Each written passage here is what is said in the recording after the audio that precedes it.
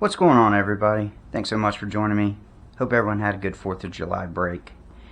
This video is a video in a series that's going to be covering the AR platform. Now, the AR is a system. The system consists of 3 different parts: the rifle, the ammunition, and the magazines. And in this video we are going to be covering a technical inspection of the rifle itself. This series of videos is going to be covering prevention of malfunctions, and when you do have a malfunction, how to properly clear one. So prevention is key. So without further ado, let's go over the rifle. So you have the upper and lower receiver, and then we have the bolt carrier group, which consists of the bolt carrier, the gas key, firing pin retaining pin, cam pin, the bolt, which consists of gas keys, the ejector, it's the ejector right there, extractor, and extractor pin. So let's go over the bolt carrier first. Gas key needs to be properly torqued at 50 to 58 inch-pounds and then properly staked. Got good staking marks right there.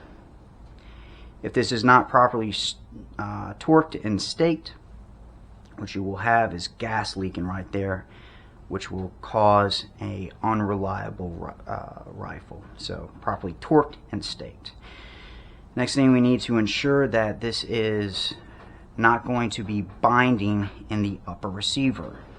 So with a field stripped bolt carrier, you're going to take your receiver, remove the charging handle, invert it, muzzle pointing up,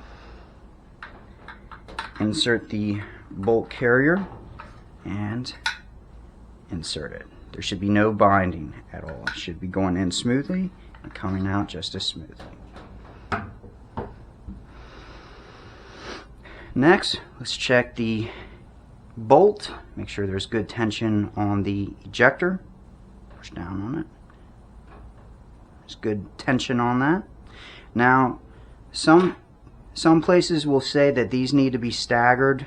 The gas rings need to be staggered. See this in a lot of military manuals. When this gets inserted into the bolt carrier, that gap closes. So stagger it if you want to, however, it is not necessary. Next is the extractor. Make sure there's no chips or cracks.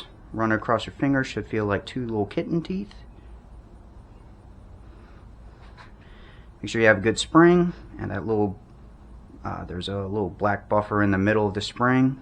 I have this little O-ring around here that increases the tension by 3. Alright, let's put it together.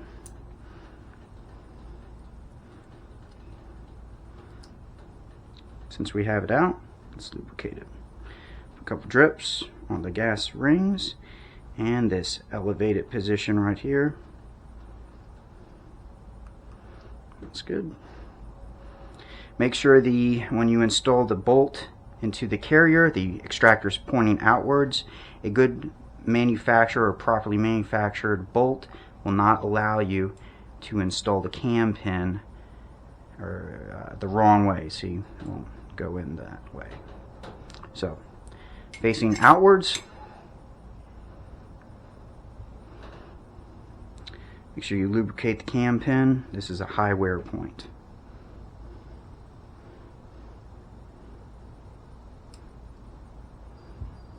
Oops. Let's get this right. There we go. Make sure there's no chipped or missing pieces from the firing pin.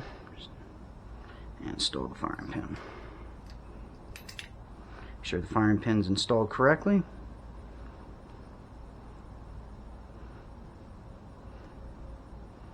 Okay, check it. Firing pin shouldn't come out at all. Next, we're going to check the gas rings, make sure they are good. Check the gas rings, make sure that the bolt is pulled in the unlock position. That's all the way out. Set the bolt carrier down on the flat area. bolt should be on a flat area. The carrier should not drop down at all, like such.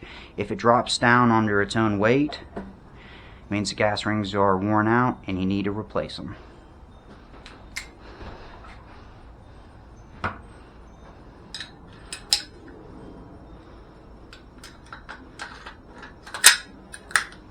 Okay. It's a little warm out here. Alright. Castle nut needs to be properly torqued and staked. Make sure that it doesn't back off and cause issues. Make sure you use good quality buffer springs and buffers. Make sure there's no missing pieces.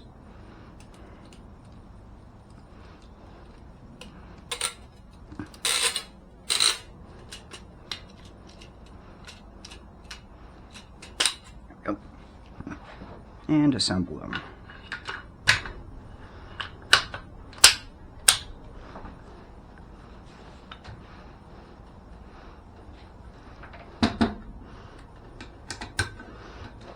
Function tech.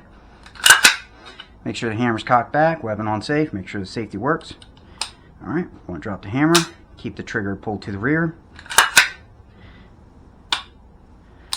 Everything works. Alright, stay tuned because we're going to be going over ammunition on the next video. Stay tuned.